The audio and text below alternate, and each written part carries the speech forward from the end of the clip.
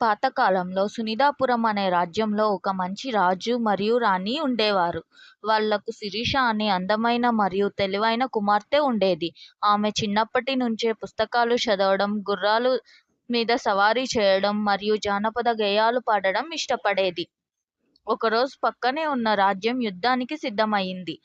రాజ్యం ప్రమాదంలో పడింది. అందరూ భయపడిపోయారు. కానీ శిరీష మాత్రం భయపడలేదు.